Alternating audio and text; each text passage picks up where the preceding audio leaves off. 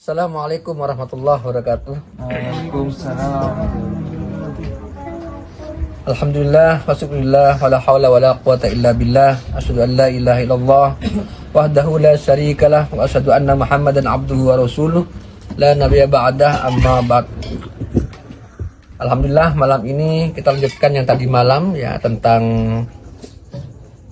ayat Al-Mu'minun yang berbunyi qad aflahal mu'minun ya. Yang pertama itu alladzina hum fi sholatihim khoshi'un ya. Orang-orang yang beruntung itu adalah orang beriman yang beruntung itu adalah orang-orang yang sholatnya itu khusyuk. Nah, apa itu khusyuk? Kita dapatkan pada penjelasannya itu ada di Bulughul Maram ya. Yang mondok mungkin tahu apa itu kitab Bulughul Maram ya, kitab hadis yang di pondok-pondok pesantren itu jadi pegangan wajib kayaknya. Itu karya Ibnu Hajar Al-Asqalani ya. Khusyuk menurut beliau itu adalah tenang ya. Tenang, tunduk, itu menurut bahasa lughatan. Sedang secara istilah ya, itu adalah hadirnya hati ketika menghadap Allah. Di hati damai tenang ketika menghadap Allah. Anggota badan juga tenang sesuai dengan ritme sholatnya ya. Kenapa? Karena merasa dekat dengan Allah. Allah tuh hadir ketika kita sholat. Allah terasa dekat ketika kita sholat. Kita merasa diawasi Allah ketika kita sholat ya. Jadi coba dibayangkan seandainya Allah hadir melihat kamu ketika sholat, anak-anak terutama ini ya. Allah melihat kamu ketika sholat, kira-kira gimana? Pasti kan merasa aku diawasi Allah, maka sholat saya harus baik ya. Seperti itu khusyuk namanya ya. Karena menurut hadisnya Abu Dawud ya, banyak orang sholat sudah sholat nih, itu ketika sudah selesai pahalanya itu cuma 1/10, cuma 1/9, cuma 1/8, 1/7, 1/6, 1/5, 1/4, 1/3 katanya Abu Dawud.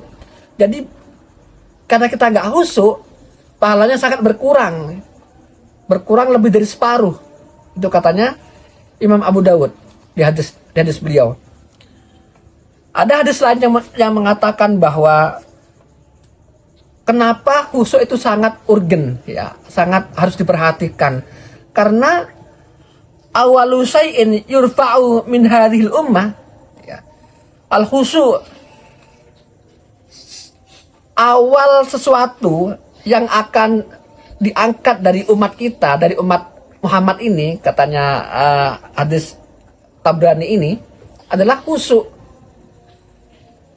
Jadi banyak orang sholat sudah gak khusyuk itu loh, karena banyak permasalahan ya. Hatta latara fiha khosyian, sehingga tidak nampak pada mereka itu khusyuk. Mungkin mikirin dunia, mikirin pelajaran kok udah selesai-selesai, atau mikir anak-anak ini mikir keburu main dan sebagainya, itu akhirnya gak khusyuk. Ini peringatan pada kita bahwa khusyuk itu akan diangkat dari umat Nabi Muhammad ketika sholat, karena banyak persoalan ya. Atau yang punya usaha keburu cepat keluar untuk apa, untuk cepat ke toko atau kemana atau gimana lah, pokoknya itu banyak yang gak khusyuk karena masalah-masalah duniawi gitu. Itu kalau kita sitir dari pendapat dari hadisnya Tabrani ya.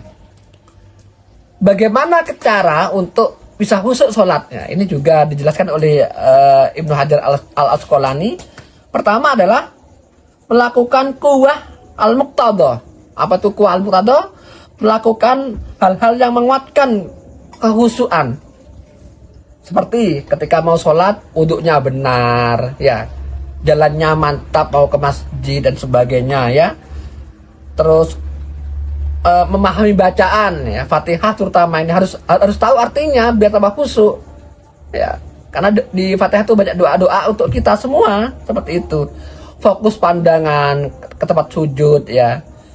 dan lain sebagainya. Itu namanya kuwah al-muqtada. Dari jangan toleh ya, anak-anak terutama ini mirang-miring kepalanya ya, harus fokus ya. Itu melatih diri untuk khusyuk, karena terbiasa khusyuk itu membuat kita istiqomah dalam berbagai hal. Belajarnya istiqomah ya, apalagi menulisnya juga baik karena istiqomah. Semuanya baik karena dari khusyuk. Latih khusyuk di sholat bisa dibawa ke kehidupan nyata seperti itu. Yang kedua, da'fu as-sahil, menghilangkan hal-hal yang melemahkan khusyuk. Tarawihnya, ayo buru-buru tarawihnya karena kita mau main game seumpamanya. Oh, tidak boleh itu. Kok terburu-buru, akhirnya nggak khusyuk. Di otaknya kita sholat Allahu Akbar, wah ingat ke Roblox ingat ke apa lagi, apa main-main game itu. Saya juga nggak tahu itu. Kenapa? Ya itu karena itu tidak dicegah ya. Dicegah itu semuanya.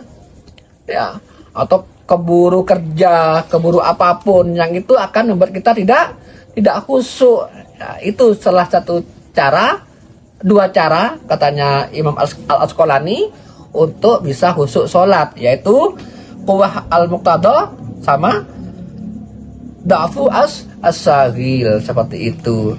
Demikian, semoga bermanfaat. Wabillahi taufiq wal hidayah. Wassalamualaikum warahmatullahi wabarakatuh. Waalaikumsalam warahmatullahi wabarakatuh.